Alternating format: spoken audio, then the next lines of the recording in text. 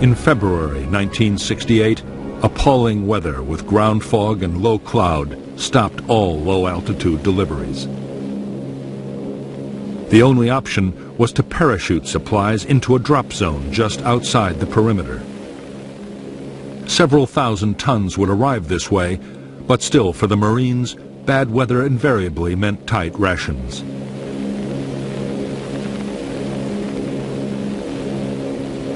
Although the battle to supply the main base was being won, the hill outposts were a much bigger problem. A fifth of Khe Sanh's manpower was stationed on the hills. The men were suffering almost 50% casualties, and the posts depended completely on helicopters for supply.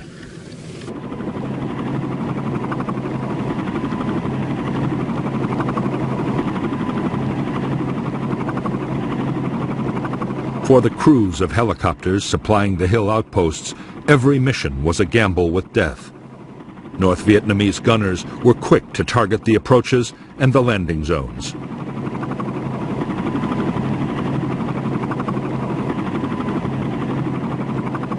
Anti-aircraft fire followed the helicopters in, and as soon as they landed, mortar crews and machine gunners opened up.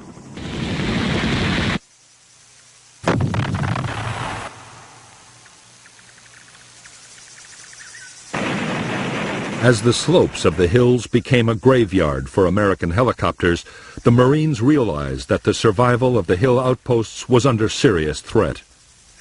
And if they fell, the main base couldn't last for long.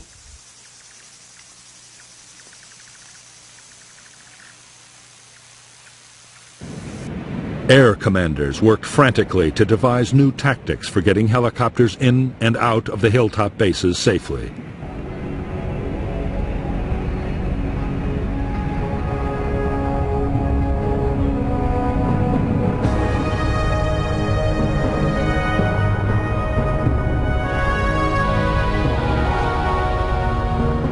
The tactics the Americans devised depended on swamping the enemy anti-aircraft guns and mortars around the landing zone with a high-speed assault.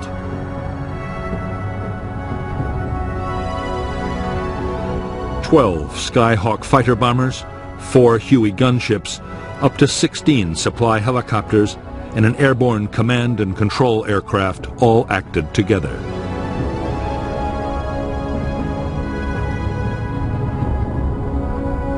The first stage was for 4 Skyhawks to hit North Vietnamese positions with bombs and napalm. 2 more laid tear gas. Next, 2 Skyhawks dropped smoke bombs to create a corridor, and 30 seconds later, the transport helicopters swooped in, covered by the Huey gunships. Meanwhile, 4 more Skyhawks with rockets, bombs, and guns made close-in attacks. The whole operation was over in less than 5 minutes.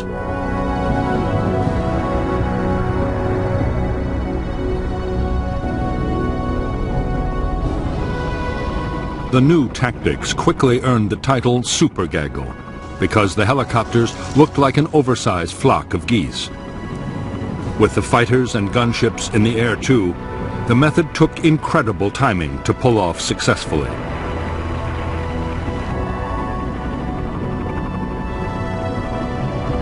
But it worked.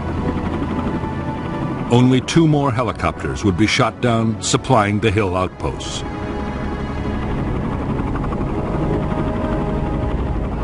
By now, the strain of the long siege was beginning to tell on the troops at Khe Sanh. Being under shell fire every day meant a steady drain of casualties and constant tension. Food was often down to 2 C-ration meals daily. Conditions were appalling. The bunkers were knee-deep in filth and mud and overrun by rats. In addition, it was impossible to forget that up to 20,000 enemy soldiers were waiting for the signal to storm the base.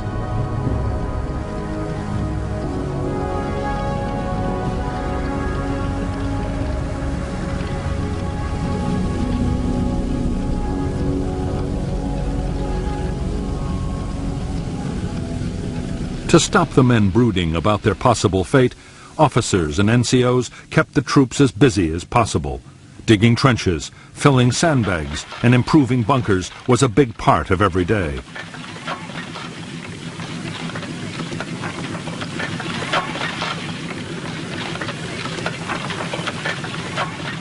There was some patrolling too, although not more than 500 yards from friendly lines. Colonel Lowndes had no intention of sending his men into certain ambushes, and in any case, they had to be kept clear of the Niagara bombing raids.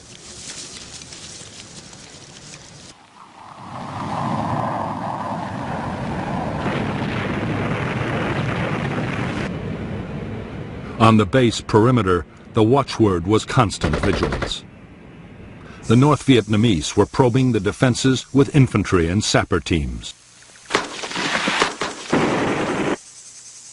The Americans were facing assaults of up to 200 men at a time, as the enemy tested for weaknesses in the line. The Marines were also plagued by hidden machine gun nests, which could open up at any moment, day or night.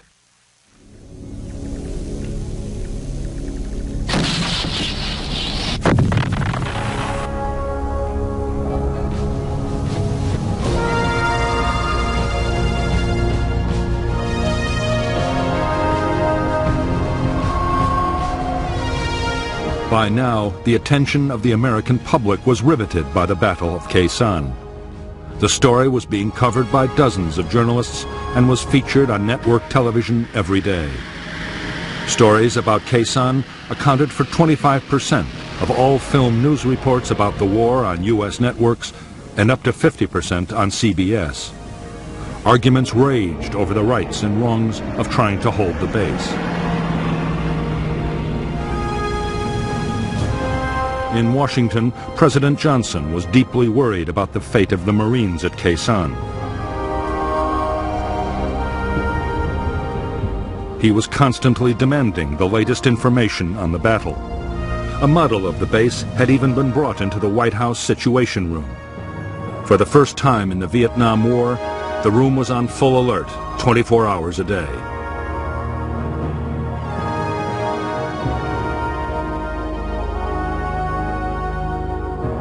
A multitude of doubts and fears haunted the president and his advisors. Should nuclear weapons be used to save the base, as some had suggested? What if the enemy diverted or poisoned the base's water supply?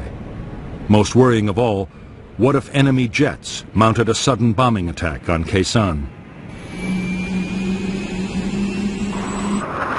It would be a massive propaganda victory for the North.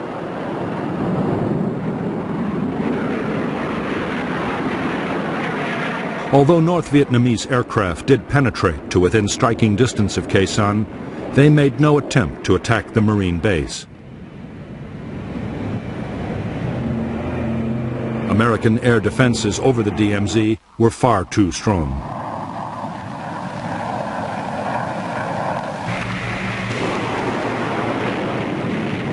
The biggest threat to the Marines at Khe Sanh did not come from modern fighter aircraft. It came from one of the most primitive weapons in warfare. The North Vietnamese besieging Khe Sanh were digging mile upon mile of trenches and bunkers, just as they had at Dien Bien Phu. They were fast approaching the perimeter of the combat base itself.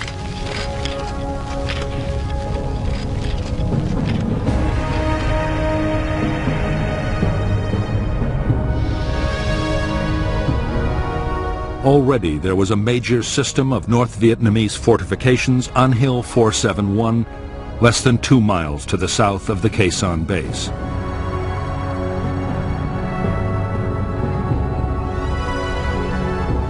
Now, at incredible speed, the trench lines were being extended northwards until they reached to within 25 yards of the American perimeter.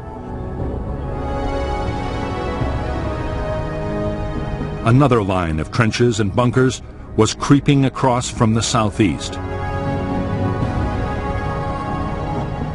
The NVA plan was for the infantry to mass under cover of the trenches before launching their final assault.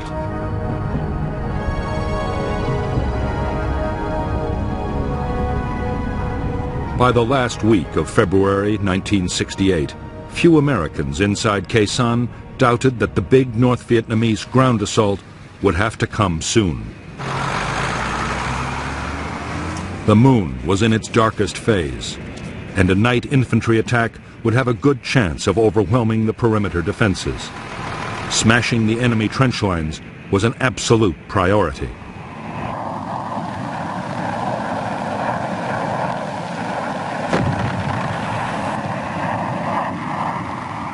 The Americans tried every conceivable method to destroy the trenches. Napalm and bombs were rained down in huge quantities. The Marines fired countless artillery barrages.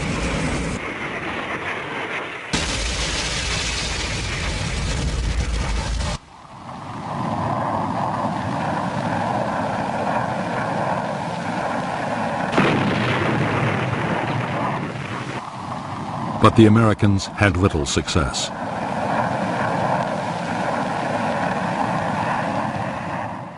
The discouraging fact, learned from other wars, was that it could take 1,000 hits to destroy 100 yards of trenches.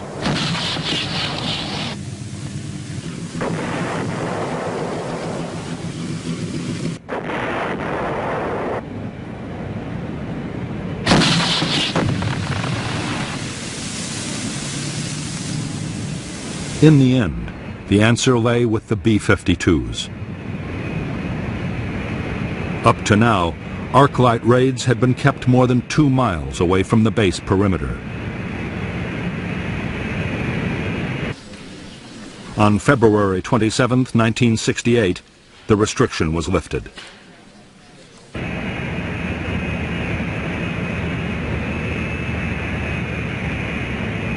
For the first time, the B-52s, under close radar guidance, dropped their bombs to within 1,200 yards of the Khe Sanh base.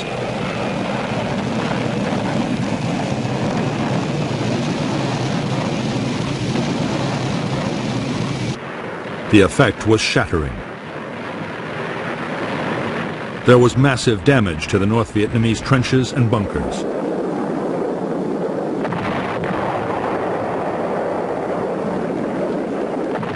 It was a turning point in the battle for Khe Sanh. From now on, close-in bombing by B-52s would play a major part in the defense.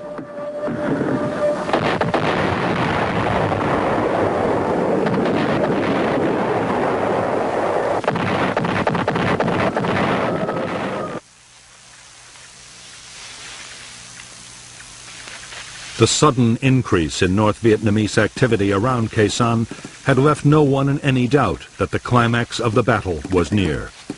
A few days before, a Marine patrol trying to get information had been almost wiped out. North Vietnamese traffic along Route 9 from Laos had also risen to a new peak. Enormous quantities of supplies were being rushed to the Khe Sanh divisions for the final assault.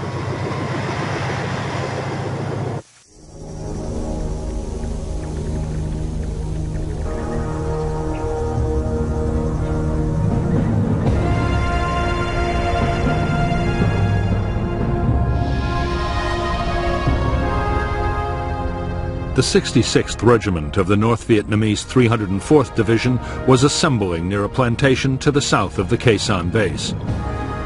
Units were also massing near an old French fort. On the night of February 29th, a battalion of the 304th NVA Division assaulted the 37th ARVN Rangers at the eastern edge of the camp, a diversion to cover the unexpected and imminent withdrawal of all NLF troops from Khe Sanh.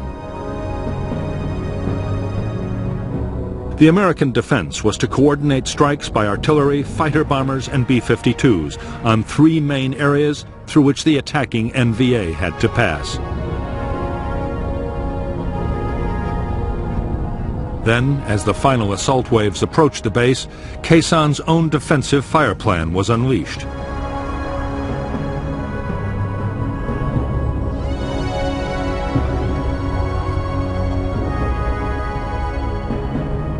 The base perimeter at the point of attack was manned by the 37th South Vietnamese Ranger Battalion. As the lead NVA units advanced, the base fired an artillery pattern forming the sides of an open box.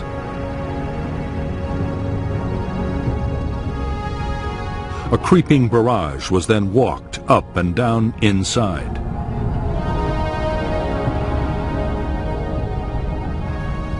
At the same time, two NVA battalions, cut off behind the box, were hit by fighter bomber strikes. While long-range artillery from the Rockpile and Camp Carroll created a moving outer cordon.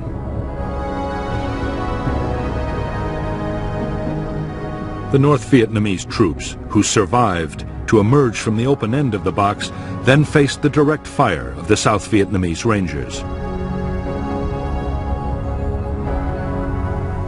Over the next week, despite continued aerial bombardment and the barrage of artillery fire, the trenches came even closer.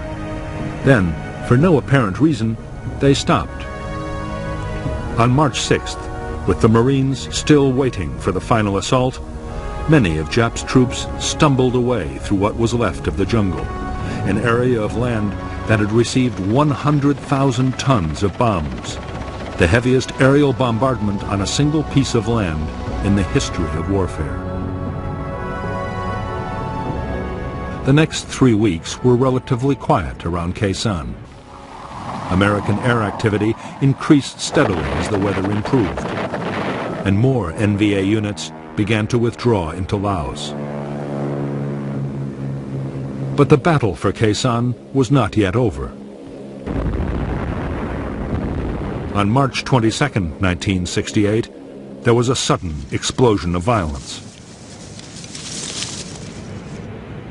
Without warning, a massive North Vietnamese bombardment, including huge numbers of heavy shells from the Ko Rock Mountain, slammed into Khe Sanh. More than 1,000 rounds hit the base at the rate of 100 every hour. At the same time, the electronic sensors around Khe Sanh again indicated NVA movements, and the Americans replied with heavy bombing.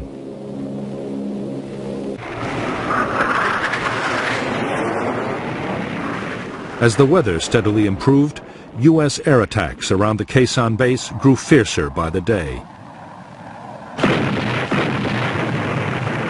Further afield, over the North Vietnamese rear areas, fighter bombers roamed with orders to pounce on any movement.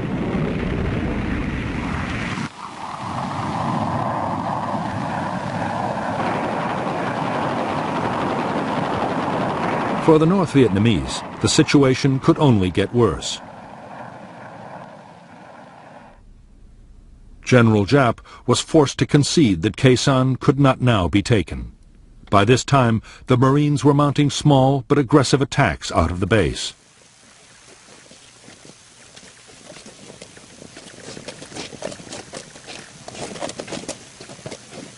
General Giap now ordered the remainder of his units to pull back from Khe Sanh. One by one, the NVA regiments around the base melted away. Only 6,000 troops were left behind to continue the siege of the Marine combat base.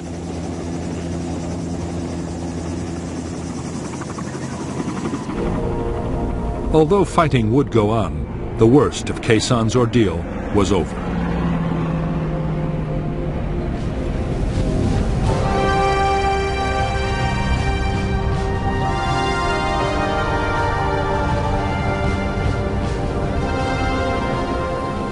On April 1st, 1968, the Americans formally ended Operation Scotland, the defense of Khe Sanh, and 7 days later began Operation Pegasus. April 9th was the first time in 45 days that no shells fell on Khe Sanh.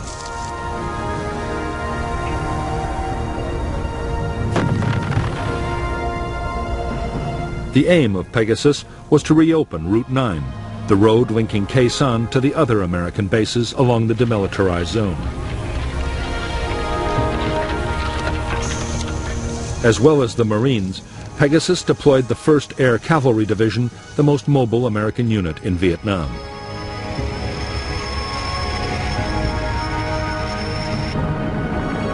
The Air Cavalry had more helicopters and airborne firepower than any other U.S. unit. It was perfectly suited to the rugged and demanding terrain near Khe Sanh.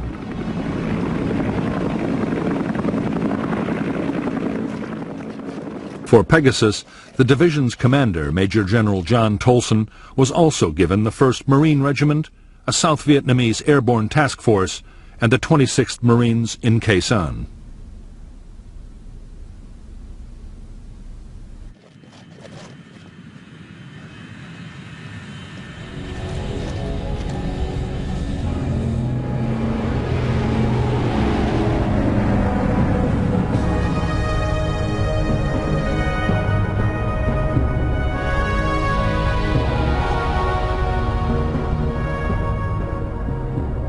The entire length of Route 9 was still dominated by North Vietnamese Army units, especially elements of the 66th and 29th Regiments. For Operation Pegasus, the Americans built a main base for the air cavalry at Landing Zone Stud. The Marines would operate out of Kha Lu. The plan was for air assaults to seize landing zones and fire bases north and south of Route 9, while other forces pushed down the road.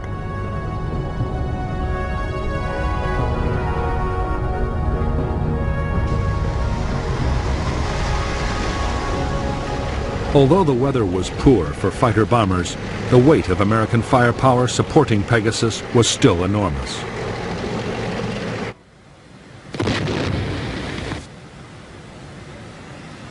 In a single day, the Americans fired more than 10,000 artillery rounds.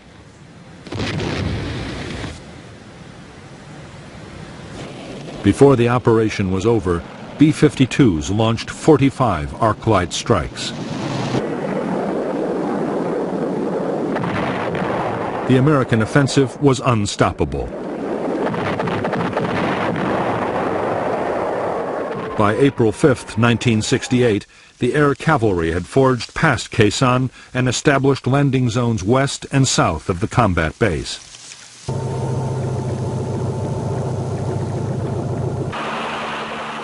While the cavalry consolidated their new positions, the Marines in Khe Sanh mounted their own breakout assaults.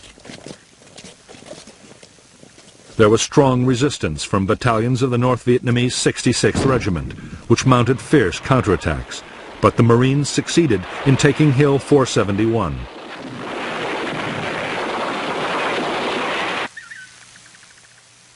It was the first of a string of NVA hills recaptured over the next few days.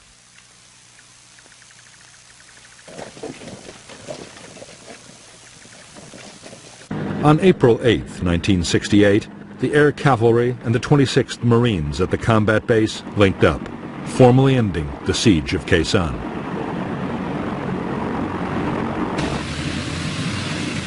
In fact, the Marines were less than pleased to be seen as being rescued by the Army. In their view, they had long since guaranteed their own survival.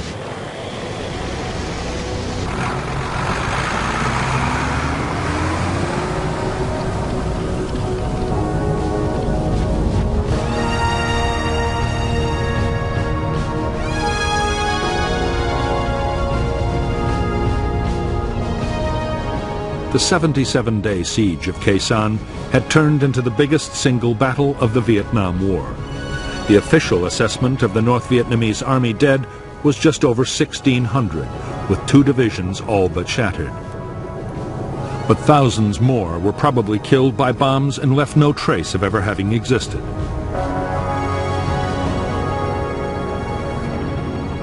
By the end of Operation Pegasus, American and South Vietnamese units had suffered 1,000 dead and 4,500 wounded. But official figures state that under 250 had been killed at the Khe Sanh combat base and its outposts. In the aftermath of the battle, General Westmoreland had high hopes that the next phase would be the thrust into Laos he had long advocated.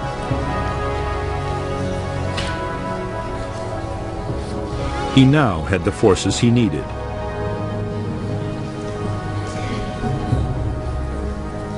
But Westmoreland's hopes for a great campaign to follow up his victory at Khe Sanh were soon dashed. In the United States, by the spring of 1968, American public opinion had turned sharply against the war in Vietnam.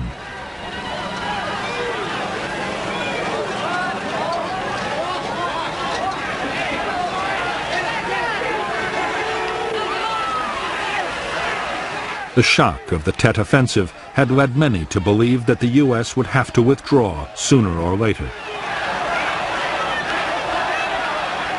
Under severe pressure, President Johnson had promised to search for a negotiated peace. He ruled out any big troop increases and any widening of the conflict.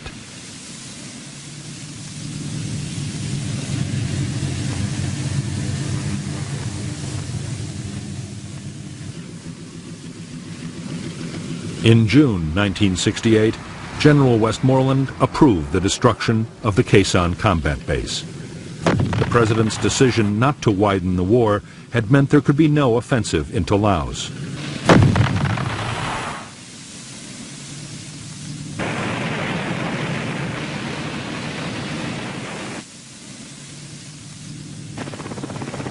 Nor was the base needed for defense, as there were now strong and highly mobile American forces in the area.